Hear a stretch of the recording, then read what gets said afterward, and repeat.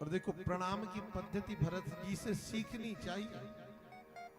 हम लोग तो दौड़ते हैं कि पांव मिल जाए, अरे प्रणाम दूर से भी उतना ही महत्वपूर्ण है।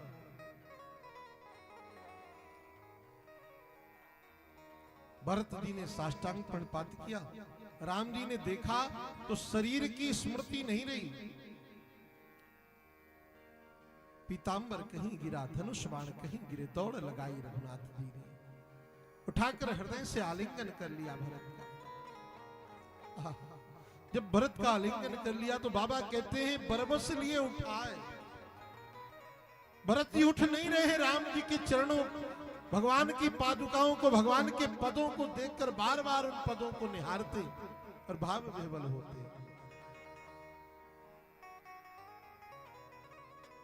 क्योंकि अयोध्या से चले ही उन पदों के लिए हैं जिन पद का आज उन्हें दर्शन हो रहा है। और देखो,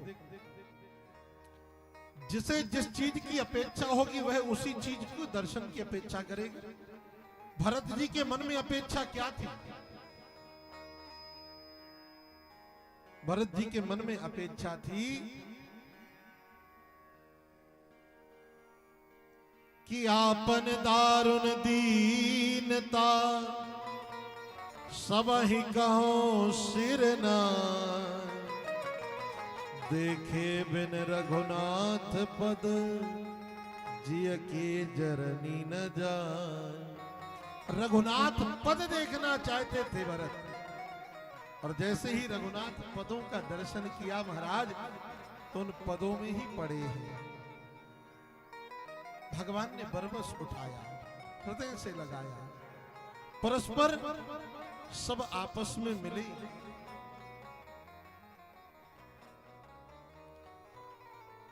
सूचना मिली माताएं भी आई हैं, तो रघुनाथ जी माताओं को प्रणाम करने गए। गुरुदेव वशिष्ठ के चरणों में प्रणाम किया, परस्पर तीनों माताओं को प्रणाम किया, आदर सहित सबको अपनी कुटिया में लेकर के आए। रात्रि हुई, विश्राम किया सबने, और विश्रामोपरांत सवेरा हुआ। भोर भयो रघुनंदन ही, जो मुनि आय सुदीन, श्रद्धा भक्ति समेत प्रभु सो सब सादर की। सवेरा हुआ, प्रातः काल होते ही सबने अपने नित्य कर्मों को संपादित किया। नित्य कर्मोपरांत भरत जी गुरुदेव वशिष्ठ के पास गए। गुरुदेव, हम जिस निमित्त आए हैं, अब वह बात रखनी चाहिए। किस लिए आए हैं? पूरे राम जी के अभिषेक की संपूर्ण सामग्री लेकर के आए हैं भरत जी। सभी तीर्थों का जल, समुद्रों का जल,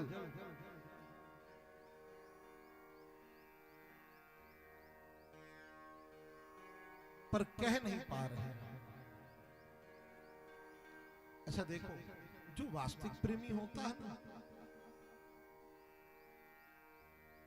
वह अपने प्रेमी की ही प्रसन्नता का अनुभव करता है। भरत जी को तो रघुनाथ जी के पद चाहिए, दर्शन होंगे, तो मन में आनंद है। पर एक मन में भावना है कि राम जी राजा बने, पर उस भावना को प्रकट करने के लिए अपनी अपेक्षा अपने प्रेमी से कहने में बड़ी कठिनाई है। भरत जी प्रेम मूर्ति हैं, तो कह नहीं पा रहे हैं। जो बात भरत कहना चाहते हैं उसके लिए बड़े साधन जुटाने पड़े भरत जी को। कुछ कालांतर में जनक जी भी आए। जब जनक जी आए तो श्री किशोरी जी की ऐसी दशा देखी। भरत जी ने विचार किया कि अब मुझे मेरी बात जो मुझे कहनी है उसके लिए मुझे बल मिलेगा। क्यों? जनक जी आ गए, इसलिए अब जनक जी सहयोग करेंगे।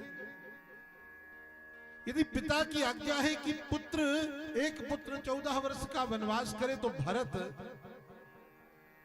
14 वर्ष का वनवास कर ले और राम जी राजा बन जाए। गुरु वशिष्ठ ने यद्यपि कई प्रकार के तर्क दिए भरत के सामने कि भरत अब तो लगता है कि राम जरूर वापस चले चलेंगे। मेरी भावना ऐसी कहती है कि भरत अब वापस चले चलेंगे। वाह, आज हमारे राजा भैया कटनी से पधारे हैं, बहुत बहुत अभिनंदन है।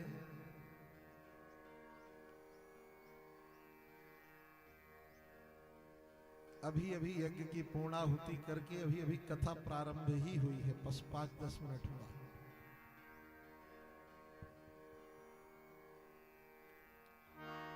जय सिया राम, जय जय सिया राम, जय सिया राम, जय जय सिया राम, जय सिया राम, जय जय सिया राम, जय सिया राम, जय जय सिया राम, जय सिया राम, जय जय सिया राम, जय सिया राम, जय जय सिया राम, जय सिया राम, जय जय सिया राम, जय सिया राम, जय जय सिया राम, जय सिया राम, जय जय सिया राम, जय सिया राम, जय जय सिया राम, जय सिया राम, जय जय सिया राम,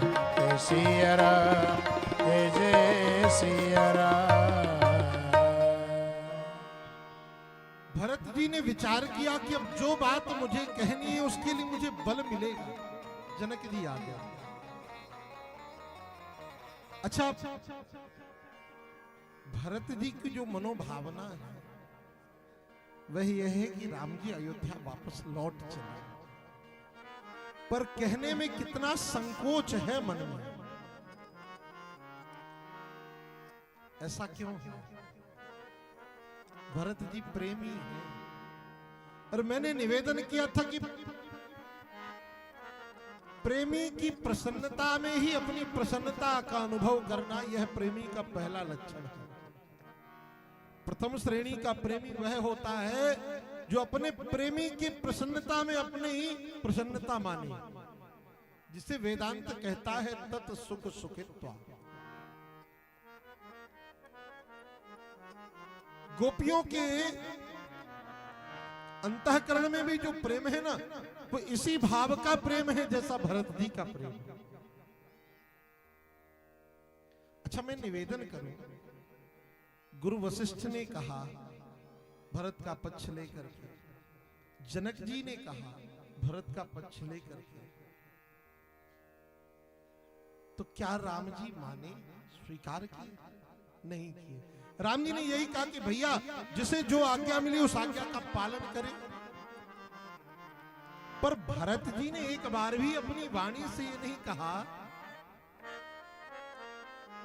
कि आप अयोध्या वापस चले चले, क्योंकि प्रेमी को संकोच में डालना भी प्रेमी का लक्षण नहीं है। और देखो, भरत जी का जो प्रेम है बड़े ऊंचे सिद्धांत का प्रेम है। कैसा प्रेम है? एक उदाहरण से समझना। एक बार संत नारद द्वारिका पधारे, तो जब संत नारद द्वारिका पधारे तो द्वारिका पधारने से पूर्व भी वृंदावन से होकर निकले थे, तो सोचा कि द्वारिका जा रहे तो इन गोपियों से पूछ लें, इन गोपियों से पूछ लें कि तुम्हारे मन में कोई बात हो तो कहो, हम द्वारिकाधीश से कह देंगे जा रहे हैं। गोपियों ने कहा हमारा कुछ भी संदेश नहीं है, पर हमारी प्रसन्नता तो यही है कि हमारे ठाकुर जी खुश रहे, प्रसन्न रहे, मुस्कुराते रहे।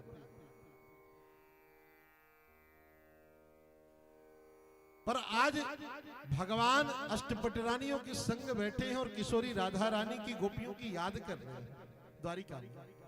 तो जब भगवान याद कर रहे तो अष्टपट रानियों ने कहा कि भगवान आप उनसे इतनी दूर हो, उन गोपियों से, फिर भी आप उन्हें याद करते हो, तो क्या उन गोपियों का प्रेम हमसे कितना श्रेष्ठ है कि हम सामने हैं आपके, फिर भी आपको वह गोपियां याद आती हैं? ठाकुर जी ने कहा अब कैसे बताऊं कि उन गोपियों का क्या प्रेम है मेरे प्रति। पर एक लीला की, संत नारद दर्शन को आए, तो जब संत नारद दर्शन को आए तो भगवान अपना पेट पकड़ के जोर जोर से रोए। अब अष्टपट रानियां खड़ी हैं महाराज, सब खड़ी हैं और जोर जोर से रो रहे हैं भगवान। तो नारद जी ने कहा भगवान बात क्या है, आपकी वेदना, आपकी पीड़ा हो रही है, क्या बात है, क्यों रो रहे हो? ठाकुर जी ने कहा कि नारद, हृदय में बड़ी वेदना है, बड़ी पीड़ा है।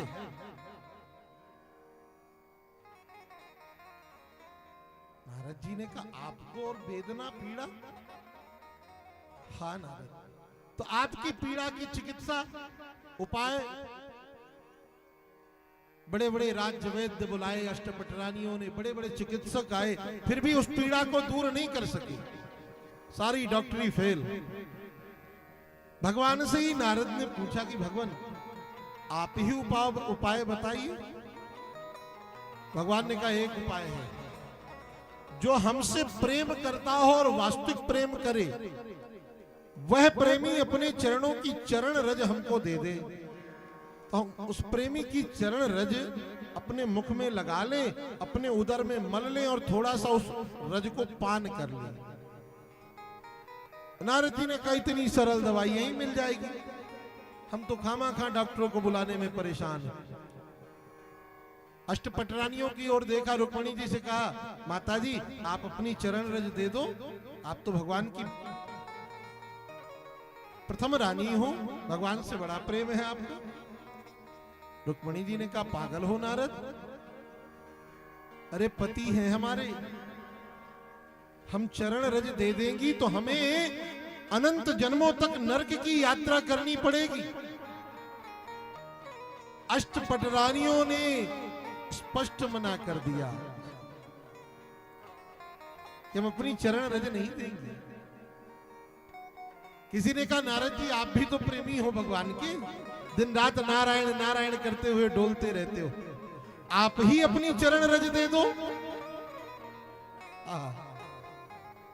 आप भी अपनी चरण रज दे दो। नारद जी ने कहा नाना, ऐसा महापाप हमसे नहीं किया जाएगा।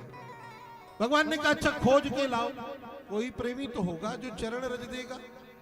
सब जगह खोजा पर कोई नहीं मिला। जब अंततः नारद जी थक गए तो भगवान के पास पहुंचे, बोले भगवान कोई भक्त आपको अपनी चरण रज देने को तैयार ही नहीं है, सब सोच रहे हैं कि नरक की यात्रा करनी पड़ेगी। भगवान ने कहा विलंब मत करो, वृंदावन चले जाओ। कहां चले जाओ? वृंदावन। निधिवन राज में वह गोपियां बैठी होंगी, जाकर उन गोपियों से मेरा हाल कहना है। नारद पहुंचे। आज नारद बड़े दुखी मन से जब पहुंचे तो उन गोपियों ने कहा कहो नारद कैसे हैं हमारे द्वारिकाधीश, तुम तो द्वारिका गए थे ना, किस स्थिति में है द्वारिकानाथ? नारद जी ने कहा देवियों क्या कहूं, भगवान को बड़ा कष्ट है, भगवान के हृदय में, भगवान के उदर में बड़ी पीड़ा है, बड़ी वेदना है। इतना सुनते ही गोपियां पछाड़ खाकर गिर गई, अचेत हो गई। मूर्छा खुली जब गोपियों की तो गोपियों ने कहा रे नारद, वृंदावन में तो कबहू सिरों वेदना ना भई, कभी सिर भी नहीं दुखा, और वृंदावन का परित्याग करते ही भगवान को उदर वेदना। क्या अष्टपट रानियां ठाकुर जी का ध्यान नहीं देती? नारद ये बताओ कि हमारे प्राण धन प्रियतम की वेदना समाप्त कैसे होगी? गोविंद के उदर में जो पीड़ा है उस पीड़ा का समाधान क्या है? नारद ने कहा, कोई प्रेमी अपनी चरण रज दे दे। गोपियों ने अपनी चुनरी निकाली और बिछाकर महाराज पोटली की पोटली अपनी चरण रज बांध दी। नारद ले जाओ।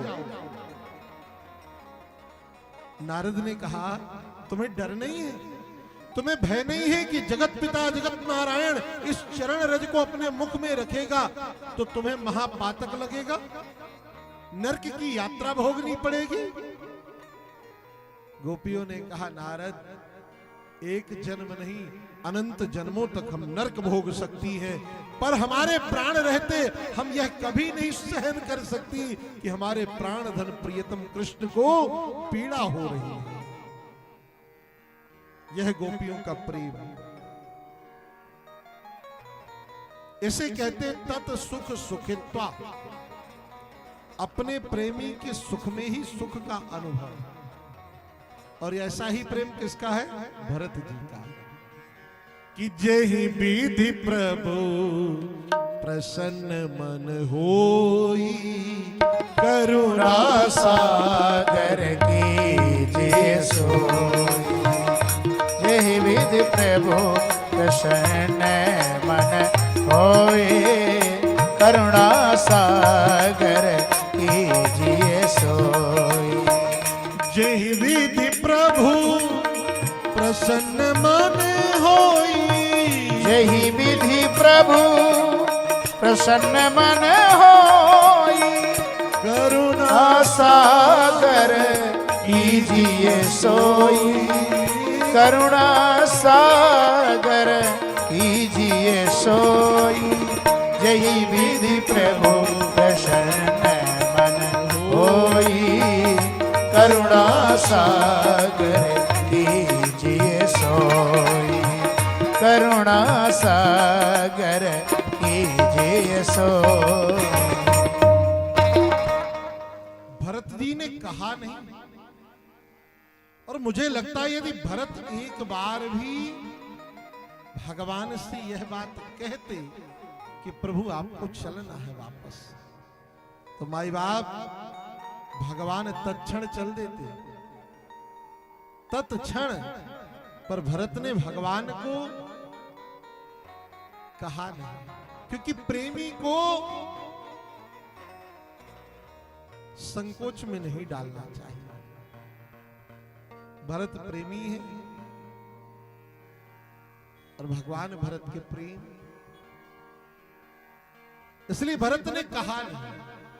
और भरत ने कहा नहीं तो भगवान ने भरत की स्थिति जानी। भरत की स्थिति को जाना भगवान ने। देखो, आप गले की चैन देखोगे, गले की चैन तो किसकी याद आएगी? जब चैन पहनोगे तो गले की याद आएगी कि नहीं आएगी? चूड़ी देखोगे तो हाथ की याद आएगी, बिंदी देखोगे तो माथे की याद आएगी। आएगी कि नहीं आएगी? पर भरत जी को किसकी याद बनी रहती है निरंतर? भगवान के पद की, चरण पद की। और भरत जी तो पूर्व में ही कह चुके, मोरे शरण रामे की पनई। मेरे जीवन का आधार भगवान की पादुका है। कहा एक बार भी नहीं, बस भरत ने देखा, भगवान की ओर कातर नेत्रों से देखा। और जब देखा भरत ने तो भगवान राम ने कहा, भैया मैं तुम्हारी मन की भावना समझता हूं, तुम्हारी अंतर वेदना को जानता हूं, पर देखो हम इस समय धर्म के उस पथ पर खड़े हैं जहां दोनों को अपने अपने धर्म का पालन व्यवस्थित रूप से करना है। वर्तमान काल में तुम्हारा धर्म कहता है कि तुम्हें अयोध्या को 14 वर्षों तक सुरक्षित और समन्वित रखना है, और मेरा कर्तव्य कहता है, मुझे पिता ने आज्ञा दी है 14 वर्ष राम वनवासी, तो मेरा कर्तव्य कहता है कि 14 वर्षों तक मैं वनवास काल में रहूं। दोनों अपने अपने कर्तव्य पथ पर चले। 14 वर्ष बाद फिर तुम जैसा चाहते हो वैसा मुझे स्वीकार है।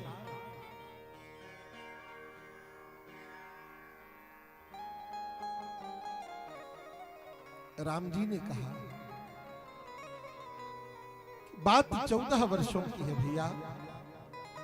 तुम कहते हो कि अयोध्या का राज्य भरत के चला पाने की सामर्थ्य नहीं है, तो देखो अयोध्या का राज्य तो गुरुदेव वशिष्ठ चलाएंगे। उनकी आज्ञा ले लेकर के समय पर उनका मार्गदर्शन लेकर तुम अयोध्या का मार्गदर्शन करो, अयोध्या का राज्य चलाओ।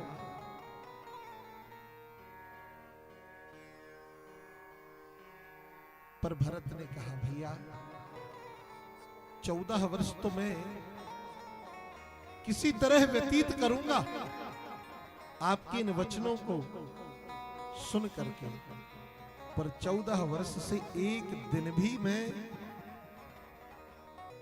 आगे नहीं बढ़ने दूंगा। फिर आप भरत को नहीं पाएंगे, भरत के निकले हुए प्राण के शरीर को पाएंगे। पर एक निवेदन करूं भैया। राम जी ने कहा, भरत कुछ आधार चाहिए, बिना आधार के तो मैं अयोध्या को कैसे चला पाऊंगा, मुझ में चला पाने की समझ नहीं है। भरत जी जिस आधार की बात कर रहे हैं आप सब समझ रहे हैं, पर वह आधार कोई सामान्य आधार नहीं है, इसमें भी थोड़ा सा रहस्य है। थोड़ा पीछे चले कि एक ही बाण प्राण हरि लीन्हा, दीन जाहिते निज पद दीना। एक बाण से भगवान ने किसी के प्राण हरे थे, किसके? ताड़का के।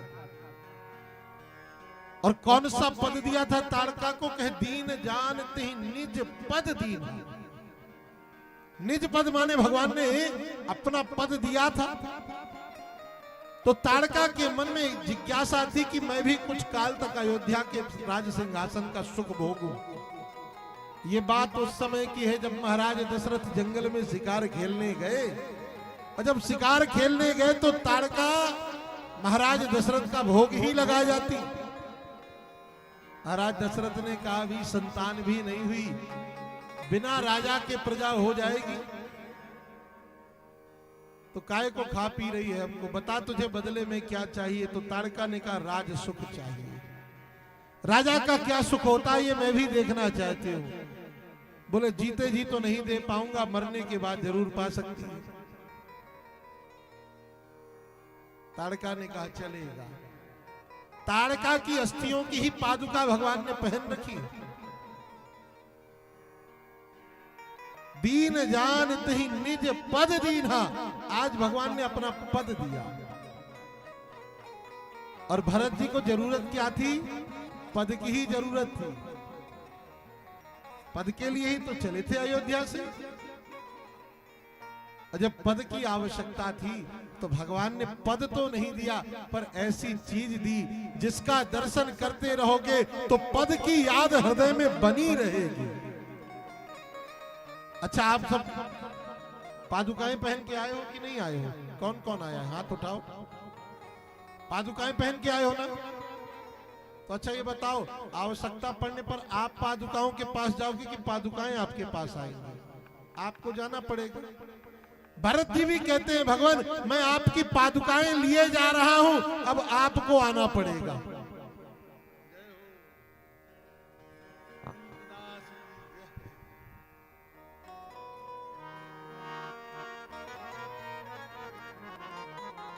भगवान ने भरत को आधार दिया। क्या आधार दिया? आहा, भरत ने कहा मुझे 14 वर्ष व्यतीत करने के लिए कुछ आधार दीजिए।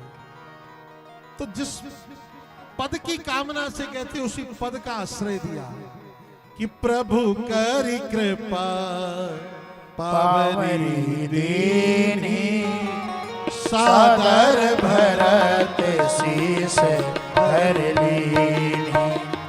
प्रभु कर कृपा पावरी दीनी सादर भरत शीस धर लीनी। प्रभु करी कृपा पावरी दीनी प्रभु करी कृपा पावरी दीनी सादर भरत शीस धर लीनी। सादर भरत शीस धर लीनी। सादर भरत शीस धर लीनी। सादर भरत शीस धर लीनी। भगवान ने भरत को आधार दिया अपनी पादुकाएं। क्या दिया आधार? प्रभु करी कृपा पावरी दी। अच्छा, दोनों में एक संकेत है। मानो भरत जी पादुका लेकर के जब पादुका मिली आधार के लिए, तो एक बात तो भरत जी ने कहा, भगवान पादुकाएं मैं लेके जा रहा हूं, अब आपको पादुकाओं के पास आना पड़ेगा। और दूसरा संकेत क्या है कि भगवान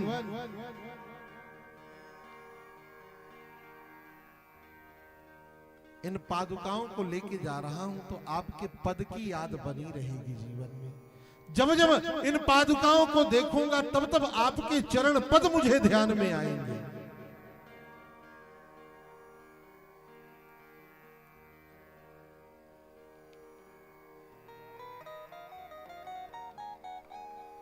जब जब इन पादुकाओं का दर्शन करूंगा तब तब आपकी याद मुझे आएगी, आपके चरणों की याद आएगी। अच्छा देखो, थोड़ा सा पादुकाओं पर चर्चा कर ली। पादुकाएं कैसी होती हैं? खड़ाऊं कैसी होती हैं? खड़ाऊं में एक डंडी होती है, डंडी होती है ना। जूते पैर को सुरक्षित रखते हैं, पर खड़ाऊं को पैर ही सुरक्षित रखता है। खड़ाऊं को पैर ही सुरक्षित रखता है।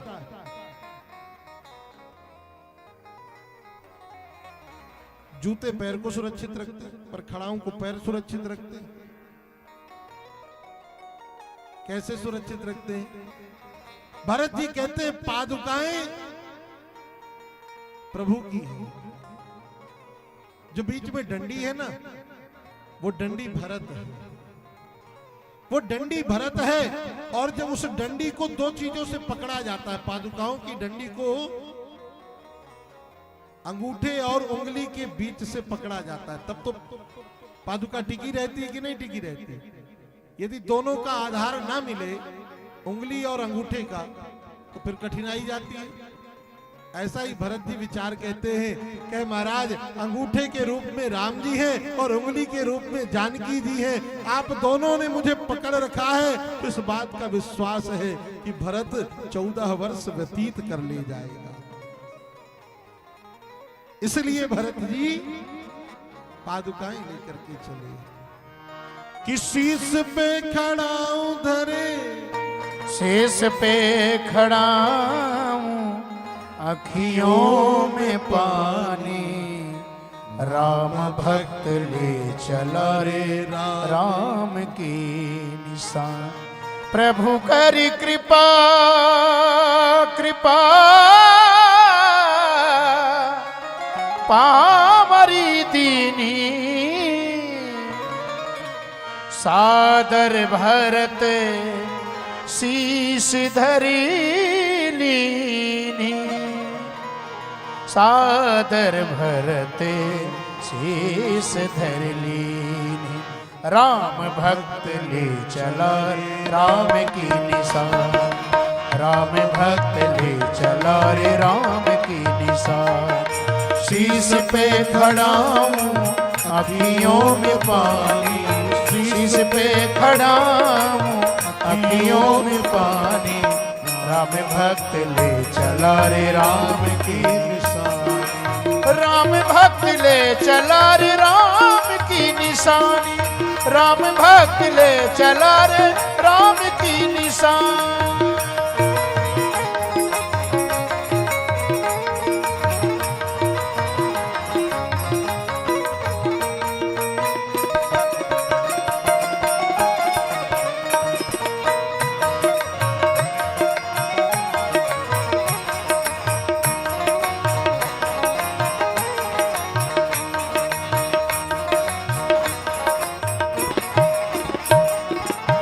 शीश खड़ाऊं ले चला ऐसे, शीश खड़ाऊं ले चला ऐसे, राम सिया जी संग हूँ जैसे, राम सिया जी संग हूँ जैसे, अभी इनकी छाँव में रहेगी राजधानी, अभी इनकी छाँव में रहेगी राजधानी, राम भक्त ले चला रे राम की निशानी, राम भक्त ले चला रे राम की निशानी, राम भक्त ले चला रे राम की निशानी।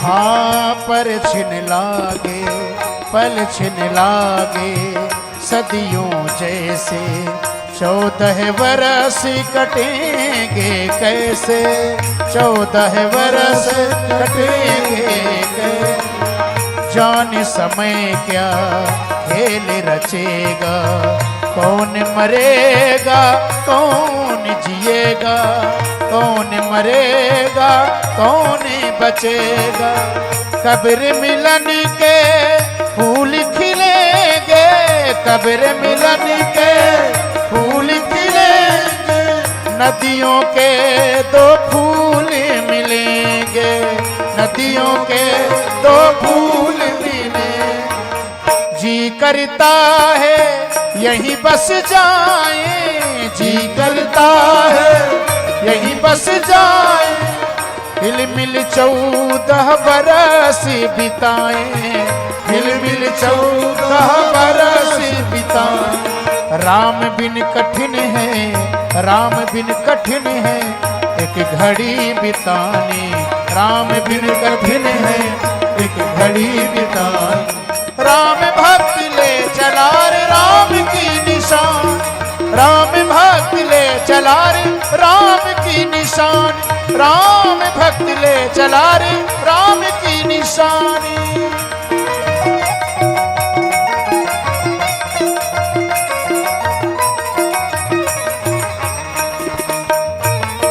दोनों हाथों से तालियों की सेवा करते हुए, दोनों हाथ ऊपर करके,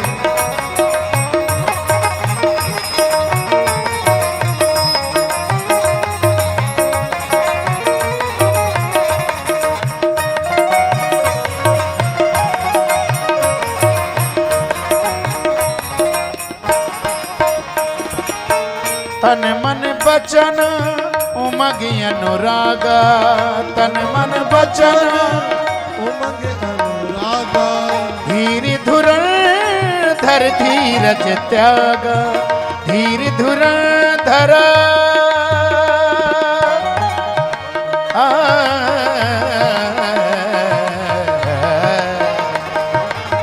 धीर धुरंधर धीरज त्यागा, धीर धुरंधर धीरज त्यागा, भावना में बह चले, भावना में बह चले, धीर वीर ज्ञानी, राम भक्त ले चला रे राम की निशानी, राम भक्त ले चला रे राम की निशानी। निशानी राम भक्त ले चला रे राम की निशानी।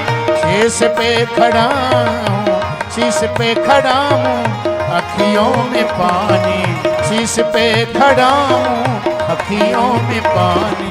राम भक्त ले चला रे राम की निशानी, राम भक्त ले चला रे राम की निशानी, निशानी राम भक्त ले चला रे राम की